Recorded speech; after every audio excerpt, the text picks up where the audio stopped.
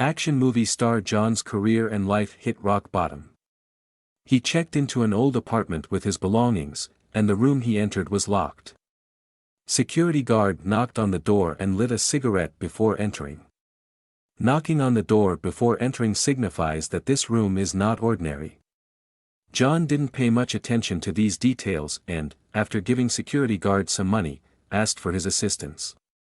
Giving money meant that John came here to commit suicide, and he wanted security guard to take care of matters after his suicide. After security guard left, John took out his former talisman. He fell into memories, his family having dinner together, suddenly his son and wife rolling their eyes, blood flowing on the dining table. John's wife and son passed away. Alone, he prepared to commit suicide. During the suicide attempt, water dripped from his hands.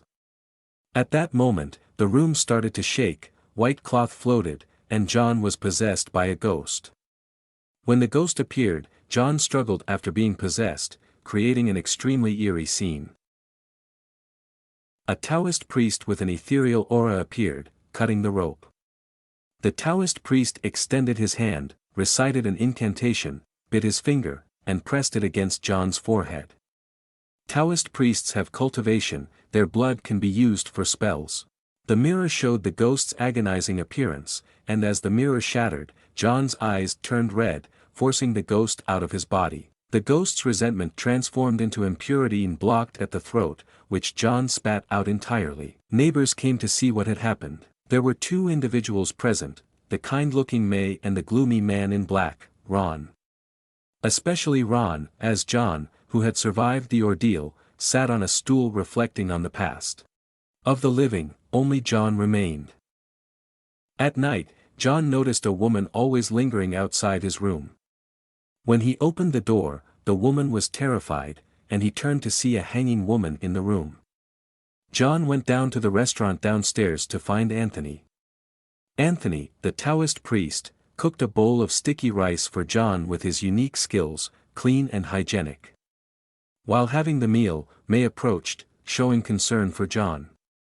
May was very kind-hearted, and whenever neighbors needed clothes mended, they would seek her help. She kindly warned John that the room he was staying in had issues and advised him to move out soon. John praised Anthony for cooking delicious rice. And Ron smiled bitterly. No matter how delicious the rice was, the sticky rice wasn't for cooking but for making pulp to handle corpses. However, in Ron's generation, all the corpses disappeared, and there were no more Taoist priests around. They had to rely on cooking sticky rice to make a living. In the hallway, he encountered a little ghost and accidentally fell down the stairs, resulting in his death.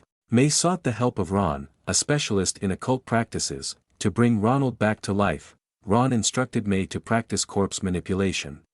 Choosing a place with strong yin energy, she covered Ronald's body with mud and placed it in a coffin made of fragrant sandalwood, ensuring it was elevated from the ground.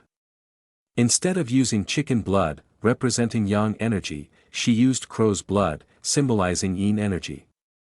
Ron aimed to control the speed of Ronald's corpse transformation. Finally, a copper coin mask was crafted to suppress and prevent corpse transformation. After 7 days, Ronald's soul was expected to return during the 7th-day soul return ritual. May inquired about what would happen if the process failed. Ron had another method, but he was reluctant to use it unless absolutely necessary. He was terminally ill with lung cancer and had already stepped into the realm of the King of Hell. Ron was sustaining his life by nurturing ghosts. One night, John returned home and witnessed a terrifying scene involving Kara and her son.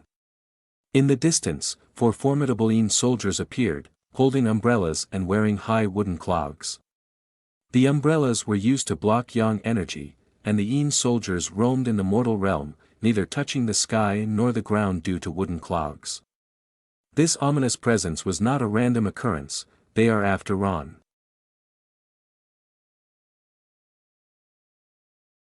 John learned about the story of the mother and son through security guard. The room where John currently resides was originally the home of a woman named Kara. Kara's husband was a university professor. One day, during a tutoring session with twin sisters, Kara's husband harbored evil intentions and violated one of the sisters. The older sister retaliated by stabbing him to death. The younger sister eventually hanged herself in the same room, after witnessing such a tragic scene upon returning home from work, Kara was terrified and dared not return to the room. She chose to live in the hallway with her albino son. Despite being scared away each time she peeked into the room, Kara would return the next day. John wanted to help this mother and son. He sought out his friend, Anthony, hoping he could expel the spirits of the twin sisters. Anthony shared his own childhood experiences and revealed the collection of worn-out tools and artifacts handed down from his ancestors, tools used in their family's occult practices. John found out that Anthony already knew about the 2442 incident, but he hesitated to intervene in the case of the unfortunate twin sisters. However, he sympathized with their plight. Ron extracted John's soul and lured out the twin sisters. The twins possessed John's body, and a fierce battle ensued between them and Ron. The twins' grievances were overwhelming, and Ron couldn't handle them alone. Eventually, Anthony stepped in, and both of them bit their tongues, using their blood to drop onto the ink-dotted white lines. They bound and sealed the twins in a ritual cabinet.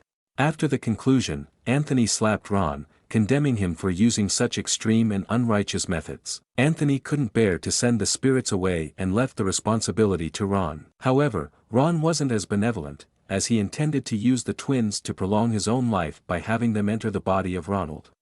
Due to his deep yearning for his wife and son, John took great care of the mother and son. Unable to face the table where his family once sat, John moved it aside and sat on the floor. Anthony smelled a medicinal odor on everyone, as May had sewn and mended their clothes. With several days passing without seeing Ronald, Anthony felt that something was amiss. Security guard informed Anthony that a man had killed Ronald, and many children followed. However, there were no children in the apartment building. Anthony suspected Ron's involvement. Security guard discovered Ronald's gold tooth in the hallway. May, witnessing Ronald's prolonged absence, sought answers from Ron regarding alternative solutions. Ron suggested another method involving the purchase of children's blood. While inquiring about the cost, was interrupted by security guard, who used candy to lure out a little ghost. May intervened, smashing security guard with a stone basin. May's attachment was too strong, and she had become obsessed. Kara's child often liked to play at May's house. Anthony wanted to take advantage of this and check the situation. He looked inside May's house from the doorway, but everything seemed normal, and he didn't detect the scent of corpse transformation. This was because Ron had already used medicinal powder to mask the odor of the corpse transformation. Ron had placed the copper coin mask, taken from May, on top of a bead. This indicated that May had long been planning to sacrifice Kid. Just when Kid needed to use the restroom, May hesitated for a moment. She asked Xiao Bai again. If Kid had expressed reluctance, May might have reconsidered her intentions. Despite her fundamentally kind nature, the influence of dark thoughts for the sake of her beloved husband had taken hold. Kid, unaware of what awaited him, still wanted to use the restroom. May dragged Kid to the restroom and pushed him inside. Kid became frightened, but May calmly closed the door, her expression unchanged. May, consumed by the influence of dark thoughts, left Kid to face an unknown fate as the zombie transformation process was complete. Anthony's home was disturbed by the evil forces, and the 5 elements compass in Anthony's house began to react and activate slowly. Anthony rushed to May's house with his lotus flower artifact. When Anthony arrived at May's house, he discovered bloodstains on the floor. Ron covered his mouth, and the zombie jumped away from them. Ron explained to Anthony that he had developed the ability to cultivate ghosts as a means of extending his life since the late stage of his lung cancer. However, his condition had suddenly worsened recently. The day when John was possessed by the twin female ghosts, Anthony was present. Consequently, he developed dark thoughts, allowing the female ghosts to continue his life. In order for the ghosts to be utilized, they needed a physical body to inhabit. If John could peacefully pass away, everyone would be safe. However, for the spirits to continue their existence, there must be a body to accommodate them. Ronald might have offended Ron. Ron used the small ghost to stun him. However, the small ghost didn't want Uncle Ron to use someone else's body for wrongdoing, leading to a conflict. This resulted in Ronald falling from the stairs, and Kara witnessed the scene. She later told security guard that a man had killed Uncle Ron, and many children followed. Ron originally didn't intend to turn Ronald into a zombie. However, due to May's possession by evil forces, Ronald drank the child's blood and became a zombie. Now, Ron has to rely on Anthony to clean up this mess. On the other hand, Kara is still searching for her son. She finds the cabinet where the twin ghosts are sealed, thinking her son might be inside. When she opens the seal, the twin female ghosts do not harm her.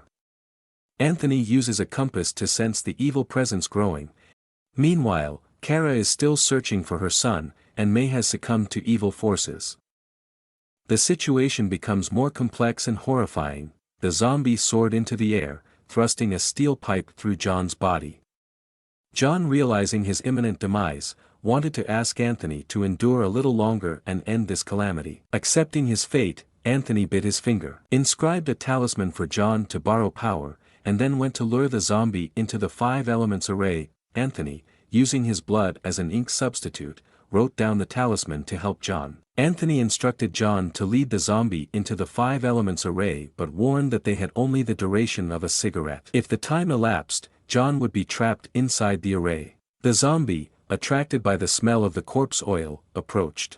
As the final battle commenced, water surged from the floor beneath, creating an expansive sea that launched both individuals into the air. John, relying on the power of the talisman, engaged in a physical struggle with the formidable zombie. However, facing the tough and unyielding zombie flesh, John struggled. Fortunately, the time for the wood element array arrived, allowing John to bind the zombie with vines and trap it in a corner. As the final moments approached, the boundary transformed into the earth element, and the floor turned into concrete, causing both individuals to sink. To buy more time for John, Anthony sacrificed one arm and inserted 5 nails into his fingertips. Using his own blood to drive the artifact, seeing John subduing the zombie, Anthony tossed his wood sword towards him. However, at this moment, the artifact reached the final boundary. Slowly Ronald and the twin ghosts were consumed by sunlight. May also realized her mistake and had no choice but to leave with her husband.